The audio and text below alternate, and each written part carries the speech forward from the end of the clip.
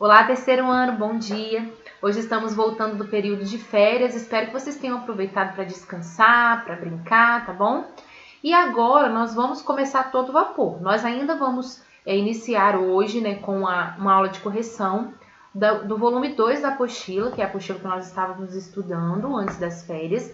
E nós vamos iniciar aqui pela página 58, com aquela interpretação de uma receita, e a atividade 2 já pergunta o que vocês... Quais palavras vocês não conheciam na leitura dessa receita? O que mais causou aí dúvida foi a expressão fava de baunilha. Vou explicar aqui para alguns que tiveram essa dúvida. Essa fava é a semente de uma planta e a fava de baunilha, especificamente, é usada para aromatizar receitas. Tem relação com o cheiro, tá? É uma iguaria cara, não é barata, então por isso é mais comum ter uma substituição. Ao invés de usar a fava de baunilha, se usa a essência de baunilha, que é bem mais barata, tá bom? Na atividade 3, já na página 59, pergunta quais são os ingredientes da receita. São banana nanica, açúcar e fava de baunilha. Número 4, o principal ingrediente é a banana. Número 5, pergunta em quais partes a receita foi dividida. Foram 2 partes, como vocês puderam observar, a parte dos ingredientes e o modo de preparo. Na 6, pergunta qual é a finalidade, ou seja, o objetivo de cada parte da receita. Então, a primeira parte, que é a parte dos ingredientes, são apresentados os itens necessários para fazer o doce, a quantidade, são apresentados os ingredientes que são necessários para realizar essa receita. Já na segunda parte, a finalidade é indicar as ações necessárias para preparar o doce, ou seja, o passo a passo, o que se deve fazer em cada etapa da receita, tá bom? Na 7, pergunta em qual categoria essa receita seria encaixada. Seria na parte de sobremesa, tá bom? Na atividade 8, nós temos aí novamente o modo de preparo com os números, na frente de cada etapa. E aí na página 60, aliás, na letra A, pergunta o que significam esses números que aparecem antes de cada frase. Eles indicam a ordem dos passos para fazer a receita. Na letra B, vocês deveriam circular a imagem que representa um fogo brando. Então, essa imagem é a segunda, essa aí que está circulada de azul, tá bom? Esse pontinho da atividade 8 e a atividade 9 são perguntas com respostas pessoais. Por isso, nós já vamos lá para a página 62. Aqui na página 62, nós estudamos flexão em gênero e número, masculino e feminino, plural e singular. Nós temos as frases A e B, e a atividade 2 pergunta como essas frases ficariam se as palavras em destaque estivessem no plural. Então, a frase A ficaria da seguinte forma: as folhas de bananeira servem para embrulhar postas ou filés de peixe que vão ser preparados na grelha. A frase B fica assim: se as bananas estiverem muito moles, mas não estragadas, elas podem ser aproveitadas em bolos, vitaminas ou doces.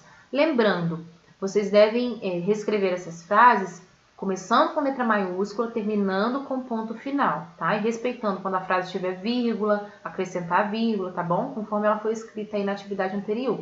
Já na atividade 3, pede que vocês reescrevam a segunda dica, trocando a palavra em destaque pela palavra morango. Então, a frase ficou assim: se o morango estiver muito mole, mas não estragado, ele pode ser aproveitado em bolos, vitaminas ou doces. Como vocês observaram, na atividade 3, nós modificamos algumas palavras para que elas concordassem com o substantivo morango, que é um substantivo masculino. Então, a atividade 4 pergunta que adaptações foram feitas durante a reescrita da dica da atividade 3 ali. Então, as adaptações foram a flexão de algumas palavras, ou seja, a modificação de algumas palavras. Nós precisamos flexionar algumas palavras para o gênero masculino, ou seja, nós escrevemos algumas palavras no masculino para que elas concordassem com a palavra morango, que também é uma palavra no masculino, é um substantivo masculino, tá?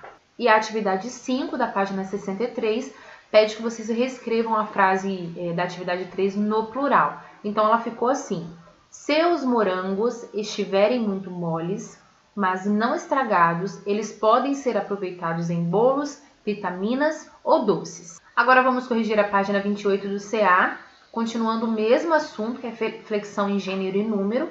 Nós temos também as frases A e B. E aí a atividade 18 pergunta como elas ficariam se as palavras em destaque estivessem no plural. Então a frase A ficou assim: as laranjas consumidas todos os dias reduzem o risco de formação de pedras nos rins. Frase B: as laranjas apresentam inúmeros benefícios, sendo que o mais conhecido é a absorção de vitamina C. A atividade 19 pede que vocês escolham uma única alternativa, né? Aquela que apresenta somente substantivos que apresentam uma única forma para o singular e para o plural.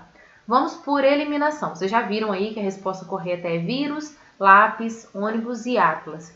Essas palavras aí, elas não se flexionam, elas não modificam.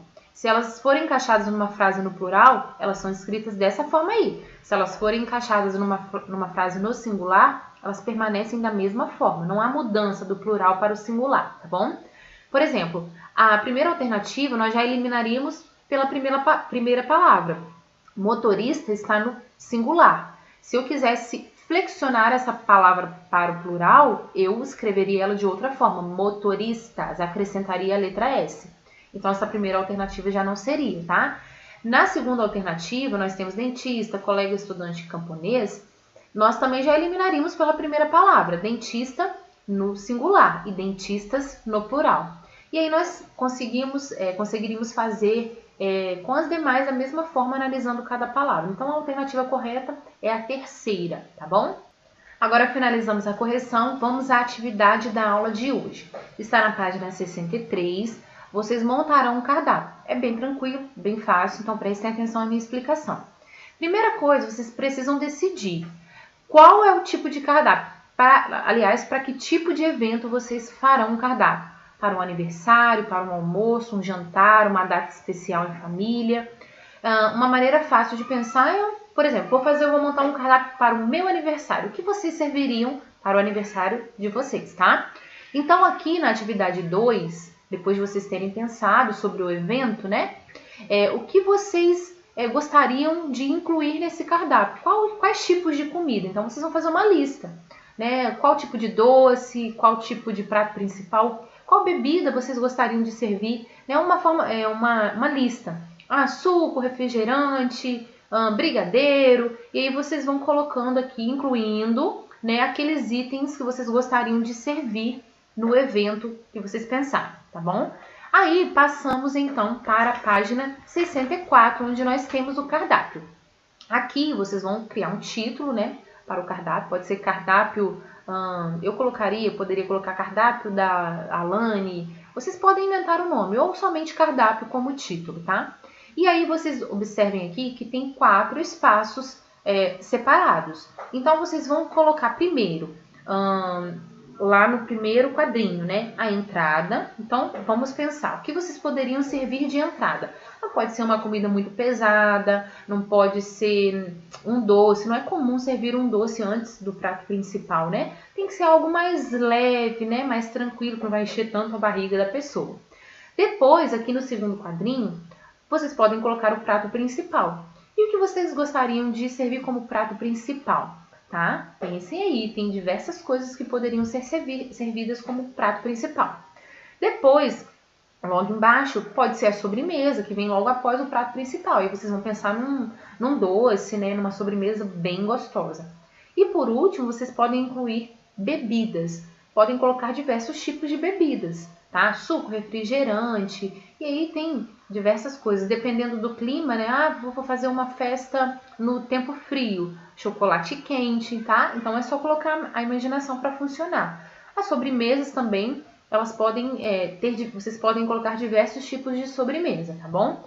E aí, após terem feito isso, vocês vão olhar para o cardápio e vão ilustrá-lo. Após a escrita, né, da entrada, prato principal, sobremesa e bebidas, vocês podem fazer ilustrações para que ele fique bem chamativo, atrativo, tá bom?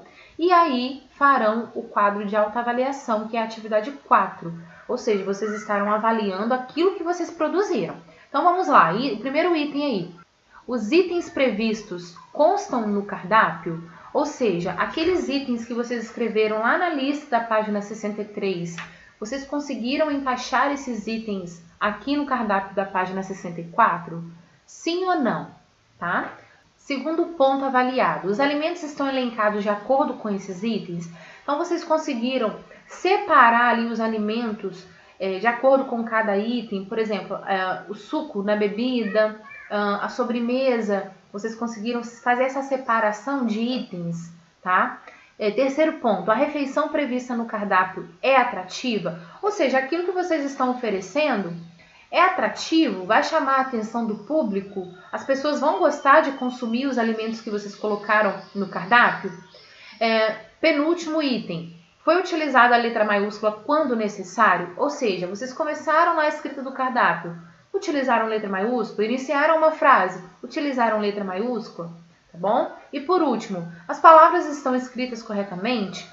Para que vocês possam fazer essa correção, podem usar o dicionário, a própria internet, tá bom? Então, finalizamos aqui e por hoje é só, tá bom, crianças?